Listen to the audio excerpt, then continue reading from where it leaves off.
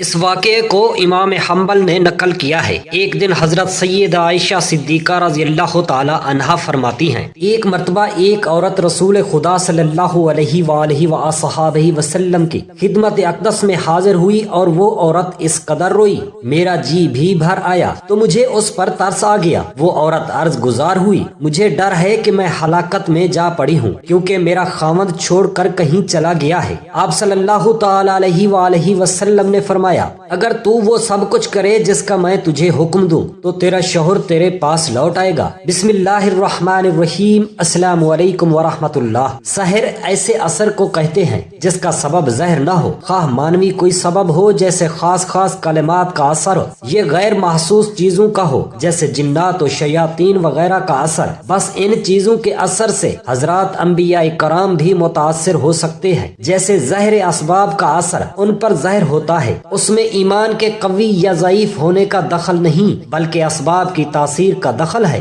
اور رسول خدا صلی اللہ تعالی علیہ وسلم پر سحر کے اثر کا ہونا احادیث صحیحہ سے ثابت ہے۔ حضرت صلی اللہ علیہ وسلم پر لبید یہودی اور اس کی بیوی نے جادو کر دیا تھا۔ اس کے بعد آپ کو ایسا لگنے لگا تھا کہ آپ کسی کام کو کر چکے ہیں جب کیا آپ نے وہ کام نہیں کیا ہوتا تھا، یہاں تک کہ ایک روز آپ نے حق تعالی سے دعا کی، اس پر سورۃ ناس اور سورہ فلق نازل ہوئی جن میں ایک کی 5 آیتیں اور ایک کی 6 آیتیں، مجموعہ 11 آیتیں ہیں، اور آپ صلی اللہ علیہ وآلہ وسلم کو وہی سے سحر کا موقع بھی معلوم کرا دیا گیا تھا۔ چنانچہ وہاں سے مختلف چیزیں نکلی جن میں سحر کیا گیا تھا، اور اس میں ایک دانت کا ٹکڑا بھی نکلا جن میں 11 گرہیں لگی ہوئی تھی۔ حضرت جبرائیل امین علیہ السلام صورتیں پڑھنے لگے، ایک ایک آیت پر ایک ایک گرہ کھلنے لگی، چنانچہ آپ صلی اللہ تعالی علیہ وسلم مکمل طور پر شفا یاب ہو گئے۔ مزید تفصیل کے لیے روح المعانی در منصور اور شبہات حدیث میں موجود ہے۔ ابن عمیر نے حشام سے، انہوں نے اپنے والد سے، انہوں نے حضرت عائشہ رضی اللہ تعالی عنہا سے روایت کی ہے، کہا کہ رسول خدا صلی اللہ علیہ وآلہ وسلم پر بنی زریق کے یہودی لبید بن عاصم نے جادو کیا، یہاں تک کہ آپ صلی اللہ علیہ وسلم کو خیال آتا کہ میں یہ کام کر رہا ہوں، حالانکہ وہ کام کرتے نہ تھے۔ ایک دن یا ایک رات آپ صلی اللہ علیہ وآلہ وسلم نے دعا کی، پھر فرمایا کہ اے عائشہ، تجھے معلوم ہو کہ اللہ جل جلالہ نے مجھے وہ بتلا دیا جو میں نے اس سے پوچھا۔ میرے پاس 2 آدمی آئے، ایک میرے سر کے پاس بیٹھا اور دوسرا پاؤں کے پاس، وہ دونوں فرشتے تھے۔ جو سر کے پاس بیٹھا تھا اس نے دوسرے سے کہا جو پاؤں کے پاس بیٹھا تھا، اس نے سر کے پاس بیٹھے ہوئے اسے کہا کہ اس شخص کو کیا بیماری ہے؟ وہ بولا کہ اس پر جادو ہوا ہے۔ اس نے کہا کہ کس نے جادو کیا؟ وہ بولا کہ لبید بن عاصم نے۔ پھر اس نے کہا کہ کس میں جادو کیا ہے؟ وہ بولا کہ کنگھی میں، اور ان بالوں میں جو کنگھی سے جھڑے اور نر کھجور کے گابے کے ریشے میں۔ اس نے کہا کہ یہ کہاں رکھا ہے؟ وہ بولا کہ ذی عروان کے کنویں میں۔ ام المؤمنین عائشہ صدیقہ رضی اللہ تعالی عنہا نے کہا، پھر رسول خدا صلی اللہ تعالی علیہ وسلم اپنے چند اصحاب کے ساتھ اس کنویں پر گئے اور آپ صلی اللہ علیہ وسلم نے فرمایا کہ اے عائشہ، اللہ کی قسم، اس کنویں کا پانی ایسا تھا جیسے مہندی کا زلال، اور وہاں کے کھجور کے درخت ایسے تھے جیسے شیطانوں کے سر۔ میں نے عرض کیا کہ یا رسول اللہ صلی اللہ علیہ وسلم نے اس کو جلا کیوں نہ دیا، یعنی وہ جو بال وغیرہ نکلے؟ آپ صلی اللہ علیہ وسلم نے فرمایا کہ مجھے تو اللہ تعالی نے ٹھیک کر دیا ہے، اب مجھے لوگوں میں فساد بھڑکانا برا معلوم ہوا، بس میں نے حکم دیا اور وہ دفن کر دیا گیا۔ جادو کے متعلق امام حاکم نے المستدرک میں اور ابن کثیر رحمۃ اللہ علیہ نے اپنی تفسیر میں حضرت عائشہ رضی اللہ تعالی عنہا سے ایک واقعہ روایت کیا ہے۔ آپ رضی اللہ تعالی عنہا فرماتی ہیں، رسول خدا صلی اللہ علیہ وسلم کی وفات کے تھوڑے عرصے بعد 2 متات الجندل کے باشندوں میں سے ایک عورت میرے پاس آئی۔ وہ رسول خدا صلی اللہ علیہ وسلم سے مل کر جادو کے متعلق کسی چیز کے بارے میں کچھ پوچھنا چاہتی تھی۔ حضرت عائشہ رضی اللہ تعالی عنہا فرماتی ہیں کہ جب اس عورت نے رسول خدا صلی اللہ تعالی علیہ وآلہ وسلم کو نہیں پایا تو میں نے اسے اس قدر روتے دیکھا کہ اس کے رونے کی شدت سے مجھے ترس آ گیا۔ وہ عورت کہہ رہی تھی کہ مجھے ڈر ہے کہ میں ہلاکت میں جا پڑی ہوں۔ حضرت عائشہ رضی اللہ تعالی عنہا نے اسی واقعے کی تفصیل پوچھی تو اس عورت نے مجھے بتایا میرا شوہر مجھ سے دور چلا گیا تھا۔ پھر ایک بوڑھی عورت میرے پاس آئی تو میں نے اس سے اپنے حال کا شکوہ کیا۔ اس نے کہا کہ اگر تو وہ سب کرے جس کا میں تجھے حکم دوں تو تیرا خاوند تیرے پاس لوٹ آئے گا۔ میں نے کہا کہ ہاں میں کروں گی۔ جب رات ہوئی تو وہ میرے پاس 2 سیاہ کتوں کو لے کر آئی۔ ان کتوں میں سے ایک پر وہ خود سوار ہو گئی اور دوسرے پر میں سوار ہوئی۔ ان کتوں کی رفتار زیادہ تیز نہ تھی۔ ہم چلتے رہے یہاں تک کہ شہر بابل پہنچ کر رکے۔ وہاں 2 آدمی اپنے پیروں سے ہوا میں لٹکے ہوئے تھے۔ انہوں نے پوچھا کہ تجھے کیا ضرورت ہے اور کیا ارادہ لے کر آئی ہے؟ میں نے اپنی حالت حاجت بیان کی اور کہا جادو سیکھنا چاہتی ہوں۔ انہوں نے کہا بے شک ہم آزمائش میں ہیں، لہذا تو کفر نہ کر اور واپس لوٹ جا۔ میں نے انکار کیا اور کہا کہ میں نہیں لوٹوں گی۔ انہوں نے کہا تو اس تندور میں جا کر پیشاب کر۔ میں وہاں تک گئی تو کانپ اٹھی، میں خوف زدہ ہو گئی اور پیشاب نہ کر سکی اور یوں ہی ان دونوں کے پاس لوٹ آئی۔ انہوں نے مجھ سے پوچھا کیا تو نے پیشاب کیا؟ میں نے جواب دیا ہاں۔ انہوں نے پوچھا کیا تو نے کوئی چیز دیکھی؟ میں نے جواب دیا میں نے کچھ نہیں دیکھا۔ انہوں نے کہا تو نے پیشاب نہیں کیا، اپنے وطن لوٹ جا اور کفر نہ کر۔ میں نے انکار کیا، چنانچہ انہوں نے پھر کہا اس تندور تک جا اور اس میں پیشاب کر۔ میں وہاں تک گئی، پھر مجھ پر کپ کپاہٹ طاری ہو گئی اور میں ڈر گئی۔ پھر میں ان کے پاس لوٹ گئی۔ انہوں نے مجھ سے پوچھا تو نے کیا دیکھا؟ یہاں تک کہ اس نے بتایا کہ میں تیسری مرتبہ گئی اور تندور میں پیشاب کر دیا۔ بس میں نے دیکھا میرے اندر سے لوہے کی گل بند والا ایک گھڑ سوار نکلا اور آسمان کی طرف چلا گیا۔ تب میں ان کے پاس آئی اور انہیں اس بات کی خبر دی۔ انہوں نے کہا تو نے سچ کہا، یہ تیرا ایمان تھا جو تیرے اندر سے نکل چکا ہے، اب تو لوٹ جا۔ بس حضرت عائشہ رضی اللہ تعالی عنہا نے اس عورت سے کہا اللہ کی قسم میں اس بارے میں کچھ نہیں جانتی، اور کہا کیا انہوں نے اس کے علاوہ بھی تجھے کچھ بتایا ہے؟ اس عورت نے جواب دیا ہاں ضرور بتایا ہے کہ آپ جو چاہیں گی وہ ہو جائے گا۔ یہ گیہی یعنی گندم کے دانے لیجئے اور ان کو زمین میں بو دیجئے۔ چنانچہ میں نے وہ دانے لے لیے۔ اس نے کہا نکل آ تو پھر پودا نکل آئے۔ پھر اس نے کہا فصل کٹ جا تو فصل کٹ گئی۔ پھر اس نے کہا پس کر آٹا بن جا تو آٹا بن گیا۔ پھر اس نے کہا روٹی پک جا تو روٹی پک کر تیار ہو گئی۔ جب اس عورت نے دیکھا کہ حضرت عائشہ رضی اللہ تعالی عنہا پھر بھی کچھ نہیں بولی تو وہ میرے سامنے شرمندگی سے گر پڑی اور کہنے لگی اے ام المؤمنین رضی اللہ تعالی عنہا، میں نے اس کے علاوہ کبھی کچھ نہیں کیا۔ چنانچہ میں نے رسول خدا صلی اللہ تعالی علیہ وسلم کے صحابہ کرام رضی اللہ تعالی عنہم سے اس بارے میں دریافت کیا، لیکن انہیں بھی اس بارے میں معلوم تھا اس معاملے پر کیا کہیں۔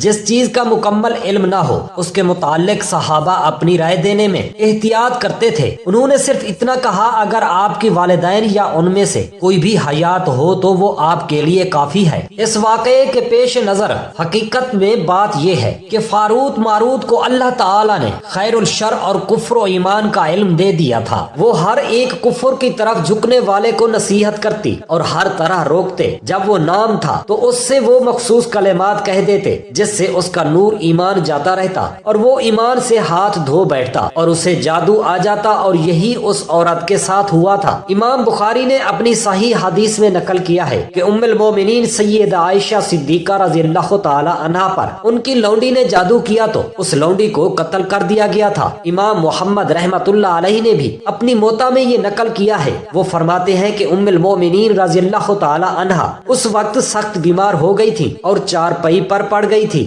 ایک آدمی آپ کے پڑوس میں آیا تو اس نے کہا ام المومنین حضرت عائشہ صدیقہ رضی اللہ تعالی عنہا پر جادو کیا گیا ہے اور یہ جادو بھی ہلاکت کا ہوا ہے۔ ام المومنین رضی اللہ تعالی عنہا نے پوچھا کہ جادو کرنے والا کون ہے؟ تو اس نے کہا کہ ایک عورت ہے اور اس وقت وہ آپ کے پڑوس میں کہیں موجود ہے۔ اس وقت اس عورت نے ایک بچہ اٹھا رکھا ہے جس نے اس عورت پر پیشاب کر دیا ہے۔ ام المومنین حضرت عائشہ صدیقہ رضی اللہ تعالی عنہا نے فوراً قریب کے گھروں میں ان کی علامات والی عورت کا پتہ چلایا تو آپ کی لونڈی ایک گھر میں ایک بچہ گود میں لیے بیٹھی تھی اور اس بچے نے اس پر پیشاب کیا ہوا تھا۔ جب اسے بلایا گیا تو اس نے اقرار کیا کہ واقعی میں نے ام المومنین رضی اللہ تعالی عنہا پر ہلاکت کا جادو کیا ہے۔ ام المومنین حضرت عائشہ صدیقہ رضی اللہ تعالی عنہا نے فرمایا کہ میں نے تو تمہیں مدبرہ بنا دیا تھا، پھر بھی تم نے مجھے ہلاکت کرنے کی کوشش کی۔ مدبر اس لونڈی کو کہتے ہیں جس کی مالک نے اسے اپنی زندگی کے بعد آزاد کر دیا۔ تو اس نے کہا کہ آپ نے آزاد تو نہیں کیا تھا، صرف مدبرہ ہی بنایا تھا۔ ظاہر ہے کہ مدورہ ہونے کے ناطے میری آزادی آپ کی وفات سے مشروط تھی، تو میں نے چاہا کہ میں جلدی سے جلدی آزاد ہو جاؤں، اور میری آزادی کا ایک ہی راستہ تھا اور وہ ہے آپ رضی اللہ تعالی عنہا کی موت۔ حضرت عائشہ صدیقہ رضی اللہ تعالی عنہا کی خصوصیات و فضائل میں کچھ کا ذکر کیا جاتا ہے۔ حضرت عائشہ رضی اللہ تعالی عنہا نبی نبی کریم صلی اللہ علیہ وآلہ وسلم کی محبوب ترین زوجہ تھی، جس کا ثبوت بخاری کی حدیث میں ملتا ہے، جس میں نبی کریم صلی اللہ تعالی علیہ وآلہ وسلم سے پوچھا گیا کہ لوگوں میں آپ کو کون زیادہ محبوب ہے، تو نبی کریم صلی اللہ تعالی علیہ وسلم نے جواب دیا کہ میں نے عائشہ رضی اللہ تعالی عنہا کا نام لیا۔ پھر سوال کیا گیا کہ مردوں میں سے کون، تو نبی کریم صلی اللہ تعالی علیہ وسلم کا جواب تھا حضرت عائشہ رضی اللہ تعالی عنہا کے والد۔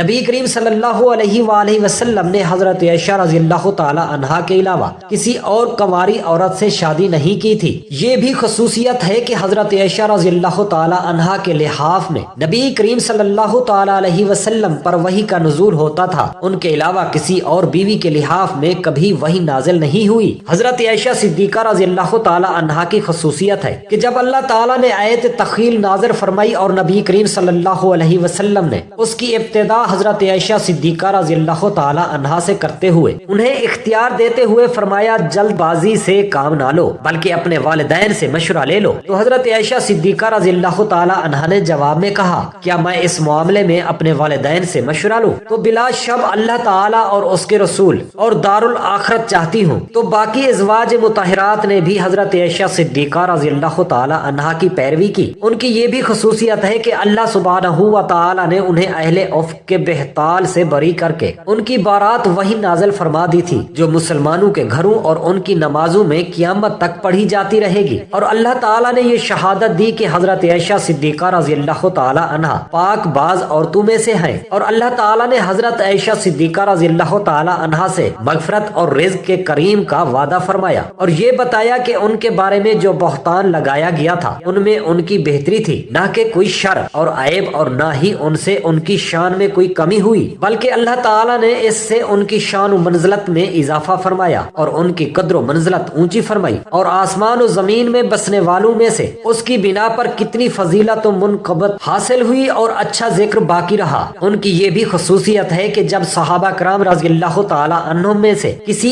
ایک پر کسی مسئلے میں اشکال پیدا ہو تو وہ حضرت عائشہ صدیقہ رضی اللہ تعالی عنہا سے پوچھتے تھے تو وہ حل ہو جاتا تھا۔ حضرت عائشہ صدیقہ رضی اللہ تعالی عنہا کی خصوصیت ہے کہ نبی کریم صلی اللہ تعالی علیہ وآلہ وصحابہ وسلم حضرت عائشہ رضی اللہ تعالی عنہا کے گھر میں ان کی باری والے دن ان کی گود میں وفات پائی اور ان کے گھر میں دفن ہوئے۔ شادی سے قبل خواب میں نبی کریم صلی اللہ تعالی علیہ وآلہ وسلم کو فرشتوں نے حضرت عائشہ صدیقہ رضی اللہ تعالی عنہا کی ایک ریشمی کپڑے میں لپٹی ہوئی تصویر دکھائی تھی، تو نبی کریم صلی اللہ تعالی علیہ وآلہ وسلم نے فرمایا کہ اگر یہ اللہ تعالی کی جانب سے ہے تو اللہ تعالی اس سے پورا کرے گا۔ ان کی خصوصیات میں سے یہ بھی ہے لوگ حضرت عائشہ صدیقہ رضی اللہ تعالی عنہا کی باری والے دن نبی کریم صلی اللہ تعالی علیہ وآلہ وسلم کو تحفے تحائف بھیج کر نبی کریم صلی اللہ تعالی علیہ وسلم کی خوشی حاصل کرتے تھے، اس لیے کہ آپ اپنی محبوب ترین زوجہ کے گھر میں ہوتے تھے۔ حضرت تمیم رضی اللہ تعالی عنہ سے روایت ہے کہ شہنشاہ مدینہ قرار قلب و سینہ